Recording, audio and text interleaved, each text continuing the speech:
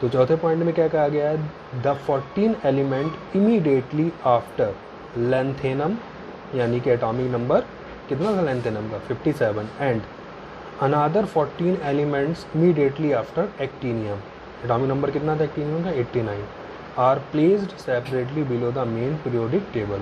These element are called lanthanoid और actinoid. ठीक है, लैंथेनाइट के बाद के 14 एलिमेंट और एक्टिनाइट के बाद के 14 एलिमेंट को क्या रखा गया है, मेन टेबल के नीचे दो सेपरेट सीरीज में रखा गया है, और लैंथेनॉइड और एक्टिनाइट के बाद के होने की वजह से इसको हम लोग लैंथेनॉइड और एक्टिनाइड एलिमेंट भी बोलते हैं। ठीक है, तो ये आपका ग्रुप के बारे में था। अब हम बात करेंगे बेटा पीरियड के बारे में।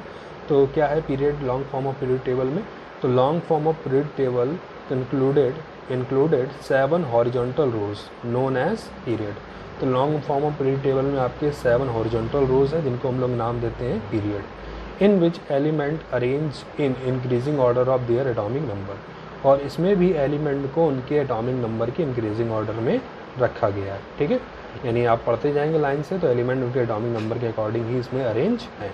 ठीक है, फिर क्या किया गया सेकंड पॉइंट में, first second third period are short period which contain 2, 8, 8 element respectively. ठीक है, जो आपके फर्स्ट सेकंड थर्ड पीरियड है उसमें नंबर ऑफ एलिमेंट कितने हैं, पहले वाले में 2 हैं, दूसरे वाले में 8 है, तीसरे वाले में 8 है, इसलिए इन पीरियड को हम लोग यहाँ पर नाम दे रहे हैं सॉल्ट पीरियड। ठीक है, थर्ड पॉइंट क्या गया है, fourth fifth 6, 7 period are long period which contain 18, 18, 32, 32 element respectively. ठीक है, तो जो फोर्थ पीरियड है उसमें आपके 18 है, फिफ्थ में 18 है, 6 में 18 है, और 6 में 32 हैं और 7 में भी 32 हैं। तो इन एलिमेंट की वजह से इस पीरियड को हम लोग लॉन्ग पीरियड के नाम से जानते हैं। तो ये था बेटा आपका long form of period table, उसमें ग्रुप और उसके पीरियड के बारे में। अब बात करेंगे इस लॉन्ग फॉर्म पीरियड टेबल के कुछ एडवांटेज हैं और कुछ डिसएडवांटेज हैं।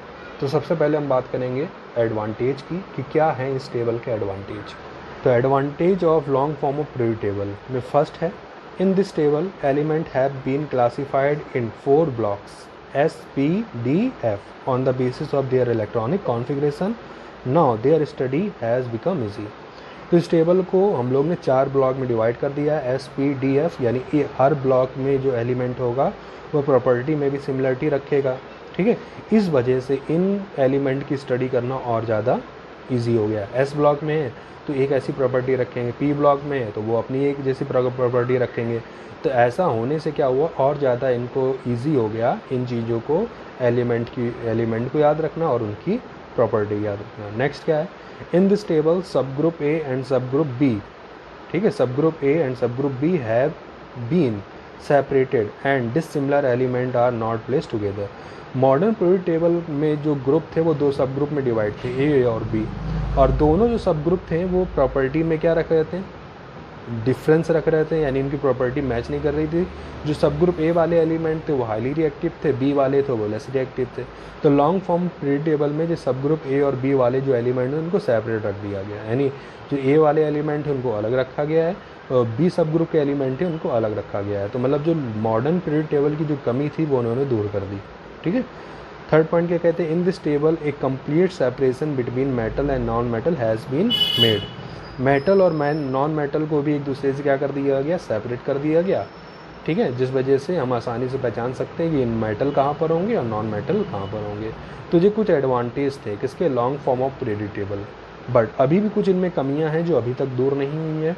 ठीक है, जो long form of period table में भी बनी हुई है। तो वो कमियां क्या हैं, वो डिफेक्ट्स क्या हैं, चलिए उनको भी देखते हैं। मेनली 2 डिफेक्ट अभी तक बने हुए हैं। पहली डिफेक्ट जैसे पढ़ते आ रहे हैं, position of hydrogen. Position of hydrogen अभी तक डिसाइड नहीं हो सकी है कि इसे फर्स्ट ए में रखा जाए या 7th ए में रखा जाए। क्यों, क्योंकि जो दोनों ग्रुप के एलिमेंट के साथ प्रॉपर्टी में सिमिलरिटी रख रहा है, तो उसे किस में रखा जाए, फर्स्ट ए में रखें या 7th ए में रखें। तो ये अभी तक इसका डिफेक्ट बना हुआ है। ठीक है, दूसरा जो आपके लैंथेनॉइड और एक्टिनॉइड सीरीज़ के एलिमेंट हैं, यानी जो एफ ब्लॉक आपका है उसको मेन टेबल में जगह नहीं मिली, उसको मेन टेबल के नीचे रखा गया, जैसा आपने अभी टेबल में देखा था।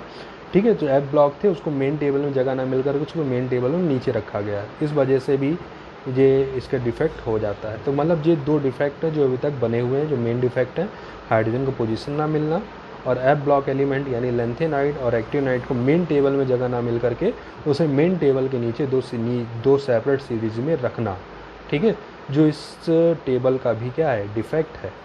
तो ये बेटा हो गया आपका, देखो मॉडर्न पीरियड टेबल, आपने मेंडलीव पीरियड टेबल पढ़ी, मॉडर्न पीरियड टेबल पढ़ी, अब long form of period table, ठीक है। अब हम कुछ प्रॉपर्टीज़ को जानेंगे जिनको नेक्स्ट वीडियो में हम देखेंगे। तो इन तीनों टेबल को आप ध्यान से पढ़ लें, ठीक है, इन तीनों लॉ के पढ़ लें, क्योंकि मेनली लॉ पूछा जाता है आपसे कि जो मेंडलीव पीरियड टेबल है या मेंडलीव पीरियडिक लॉ क्या है, मॉडर्न पीरियडिक लॉ क्या है, इसके डिफेक्ट क्या है, इसके एडवांटेज क्या है, ये ज़्यादातर आपसे पूछा जाता है, ठीक है। और जो लॉन्ग फॉर्म पीरियड टेबल है वो आपके माइंड में होनी चाहिए कि वो टेबल आपकी किस तरह से बनी है। बाद में हम इन टेबल में प्रेजेंट एलिमेंट को भी याद करना आपको सिखाएंगे, जिसको हम लोग बाद में देखेंगे, ठीक है। आज के लिए इतना ही, बाकी हम लोग नेक्स्ट वीडियो में देखते हैं।